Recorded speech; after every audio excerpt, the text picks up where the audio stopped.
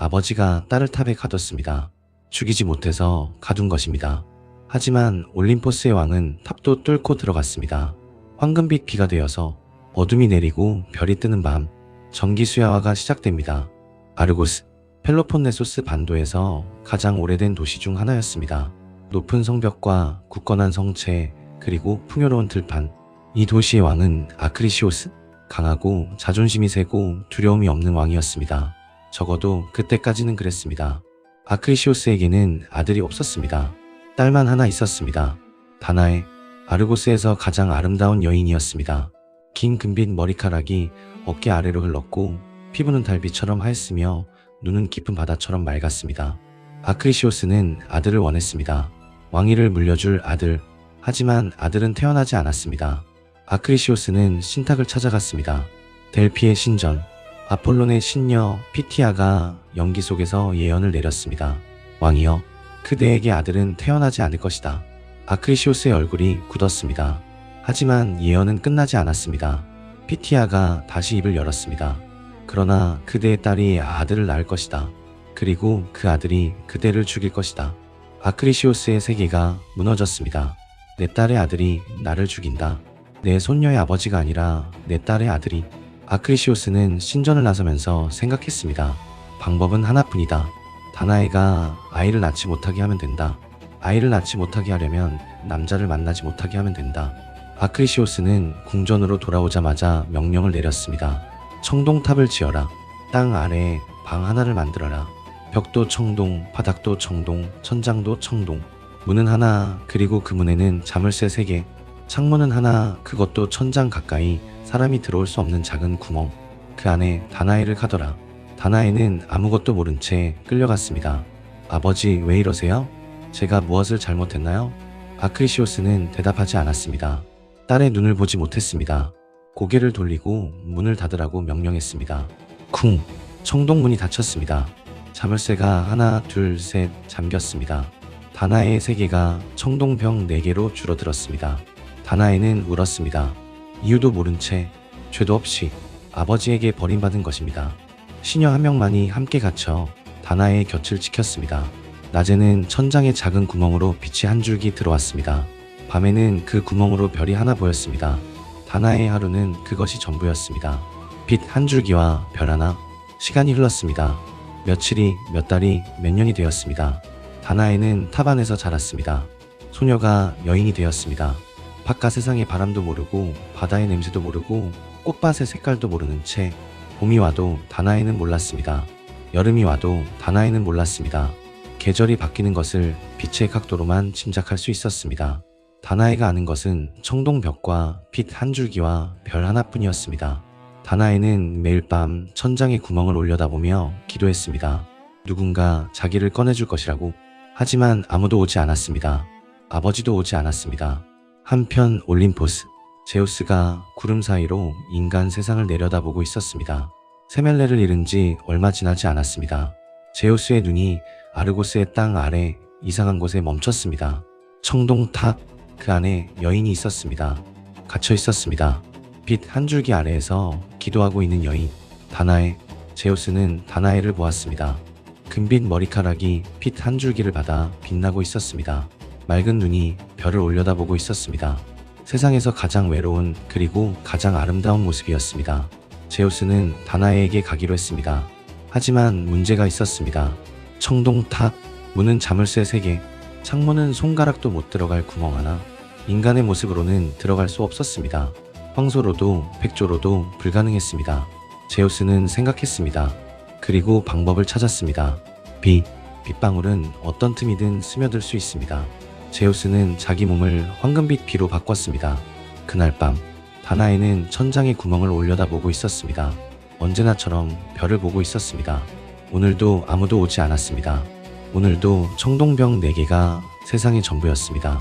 그런데 그때 별빛이 이상하게 변했습니다. 하얀 빛이 금빛으로 바뀌기 시작한 것입니다. 구멍에서 무언가가 떨어지기 시작했습니다. 빗방울이었습니다. 하지만 보통 빗방울이 아니었습니다. 금빛이었습니다. 황금빛 빗방울이 천장의 구멍을 통해 쏟아져 내렸습니다. 한 방울, 2방울, 3방울, 그리고 폭포처럼 방 안 전체가 황금빛으로 물들었습니다. 청동벽이 금빛으로 빛났습니다. 어둡기만 하던 감옥이 순식간에 황금 궁전처럼 변했습니다. 바닥에 금빛 물이 고이기 시작했습니다. 시녀가 비명을 지르며 구석으로 물러났습니다. 다나에도 처음에 두려웠습니다. 뒤로 물러났습니다. 하지만 황금빛 비는 차갑지 않았습니다. 따뜻했습니다. 피부에 닿으면 봄바람 같은 온기가 퍼졌습니다. 향기가 났습니다. 신전에 바치는 향, 올리브 꽃, 그리고 이름 모를 달콤한 것. 다나에가 몇 년 동안 맡아본 적 없는 바깥 세상의 냄새였습니다. 다나에는 천천히 손을 내밀었습니다. 황금빛 물방울이 손바닥 위에서 빛났습니다. 따뜻했습니다. 부드러웠습니다. 외롭지 않았습니다. 태어나서 처음으로 누군가가 자기에게 온 것 같았습니다. 청동탑에 갇힌 이후로 처음으로 누군가의 손길을 느꼈습니다. 다나에는 눈을 감았습니다. 황금빛 비가 다나에의 몸을 감쌌습니다. 어깨를, 팔을, 얼굴을 마치 누군가가 안아주는 것처럼. 다나에는 울었습니다. 슬퍼서가 아니었습니다. 처음으로 따뜻한 것이 자기에게 왔기 때문이었습니다. 몇 년 동안 한 번도 느끼지 못한 따뜻함이었습니다. 그 밤 다나에는 임신했습니다. 올림포스의 왕 제우스의 아이, 황금비의 밤이었습니다. 딸이 차고 기울고 다시 차기를 반복했습니다. 다나의 배가 불러오기 시작했습니다. 시녀가 놀랐습니다. 공주님, 이것은... 다나에는 대답할 수 없었습니다. 자기에게 무슨 일이 일어난 건지 다나에도 정확히 알지 못했습니다.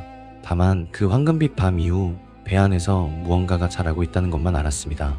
소문이 탑 밖으로 새어나갔습니다. 음식을 넣어주는 경비병이 시녀의 얼굴에서 이상한 것을 눈치챘습니다. 경비병이 상관에게 보고했습니다. 상관이 왕에게 보고했습니다. 아크리시오스의 얼굴이 하얗게 질렸습니다. 불가능한 일이었습니다. 청동탑, 자물쇠 3개, 구멍 하나, 어떤 남자도 들어갈 수 없는 곳에서 딸이 임신을 했다. 아크리시오스는 탑으로 달려갔습니다. 자물쇠를 열고 문을 열었습니다. 몇 년 만에 딸의 얼굴을 보았습니다. 소녀였던 다나에가 여인이 되어 있었습니다. 그리고 배가 불러 있었습니다. 이게 무슨 짓이냐? 아크리시오스가 소리를 질렀습니다. 누가 들어왔느냐? 누구의 아이냐? 다나에가 떨리는 목소리로 대답했습니다. 아무도 들어오지 않았습니다. 다만 어느 날 밤 황금빛 비가 내렸습니다. 그것이 전부입니다. 아크리시오스는 믿지 않았습니다. 황금빛 비? 말도 안 되는 소리. 분명 경비병 중 누군가가 들어간 것이다. 하지만 한편으로는 두려웠습니다. 혹시 정말 신이라면?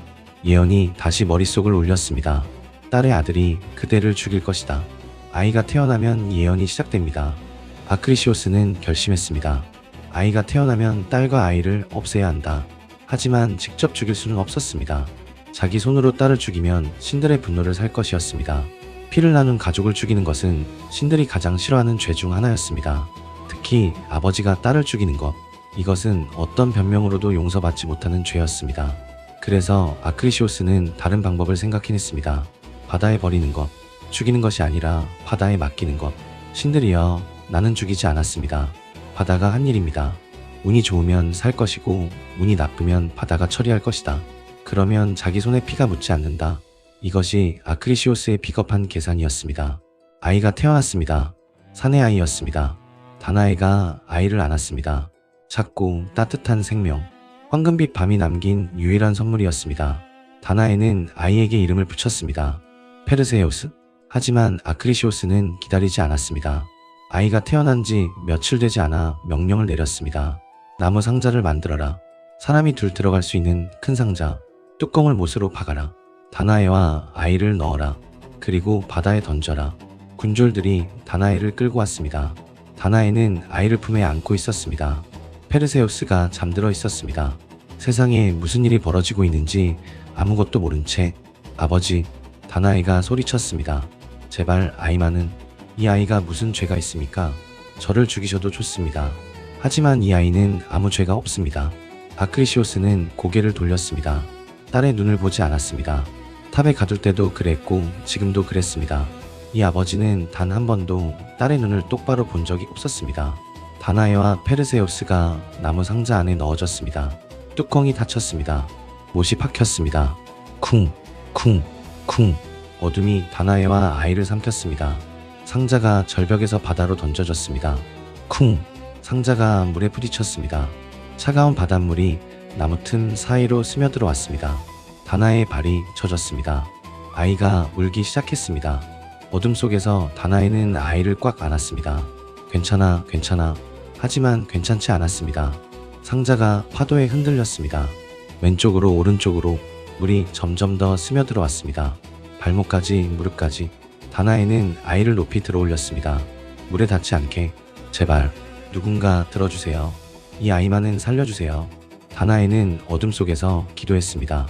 청동탑에서도 기도했고 지금도 기도하고 있었습니다. 다나의 인생은 기도뿐이었습니다. 그 기도가 올림포스에 닿았는지 아니면 제우스가 자기 아이를 지킨 것인지 바다가 조금씩 잔잔해졌습니다. 파도가 낮아졌고 바람이 멈췄습니다. 상자는 부서지지 않았습니다. 물이 더 이상 들어오지 않았습니다. 밤이 지나고 아침이 왔습니다. 상자 틈으로 빛이 한 줄기 들어왔습니다. 다나에는 그 빛을 보며 생각했습니다. 탑에서도 빛 한 줄기가 전부였는데 여기서도 빛 한 줄기가 전부입니다. 하지만 이번에는 다릅니다. 품에 아이가 있었습니다. 혼자가 아니었습니다. 그것이 황금빛 밤이 남긴 것이었습니다. 얼마나 떠돌았을까? 상자가 무언가에 걸렸습니다. 쿵 하는 소리와 함께 움직임이 멈췄습니다. 바깥에서 사람의 목소리가 들렸습니다. 이게 뭐야? 상자잖아. 그물에 걸린 것이었습니다. 세리포스 섬. 작은 섬에 어부 디키스가 그물을 끌어올리다가 상자를 발견한 것입니다. 디키스가 못을 뽑고 뚜껑을 열었습니다. 그 안에 젖은 여인 하나와 아기 하나가 있었습니다. 여인은 지쳐 있었지만 아이를 놓지 않고 있었습니다. 디키스가 손을 내밀었습니다. 괜찮죠? 나오시오. 다나이가 디키스의 손을 잡고 상자에서 나왔습니다. 햇빛이 눈부셨습니다. 바람이 따뜻했습니다. 바다 냄새가 코를 가득 채웠습니다. 파도 소리가 귀에 들어왔습니다. 다나이는 탑에서도 상자에서도 빛 한 줄기만 보며 살았습니다. 그런데 지금 온 세상이 빛이었습니다. 하늘이 이렇게 넓은 것인지 다나이는 처음 알았습니다. 다나이가 아이를 안고 울었습니다. 페르세우스가 엄마의 품에서 웃고 있었습니다. 디키스는 다나이와 페르세우스를 자기 집으로 데려갔습니다. 먹을 것을 주고 잠자리를 주고 보살펴 주었습니다. 디키스는 세리포스 섬왕 폴리덱테스의 동생이었습니다. 하지만 왕과는 달리 선하고 정직한 어부였습니다. 다나이와 페르세우스는 세리포스에서 새로운 삶을 시작했습니다. 페르세우스는 어부의 섬에서 자랐습니다. 바다에서 헤엄치고 그물을 던지고 배를 몰며 자랐습니다. 다른 아이들보다 빠르고 강하고 담대했습니다. 물고기를 잡을 때면 다른 어부들이 감탄할 만큼 솜씨가 좋았습니다. 파도가 거칠어도 겁을 내지 않았습니다. 소녀는 강하고 용감하고 정의로운 청년으로 자랐습니다. 어머니 다나이를 끝까지 지키겠다는 굳은 눈빛을 가진 청년. 아버지의 피가 흐르고 있었습니다. 올림포스의 왕 제우스의 피가. 한편 아르고스, 아크리시오스는 여전히 왕자에 앉아 있었습니다. 하지만 편하지 않았습니다. 딸과 손자를 바다에 버린 뒤로 하루도 편한 날이 없었습니다. 밤마다 꿈을 꾸었습니다.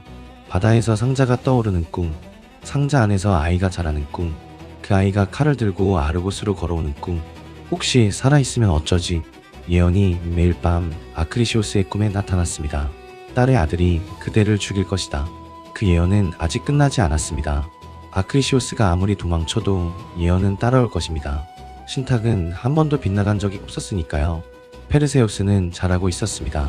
그리고 훗날 메두사를 죽이고 안드로메다를 구하고 영웅이 될 것입니다. 그리고 예언대로 아크리시오스를 죽이게 될 것입니다. 하지만 그것은 훨씬 나중의 이야기입니다. 제우스의 눈길은 다나이에서도 멈추지 않았습니다. 오늘 밤 정기수야와는 여기까지입니다.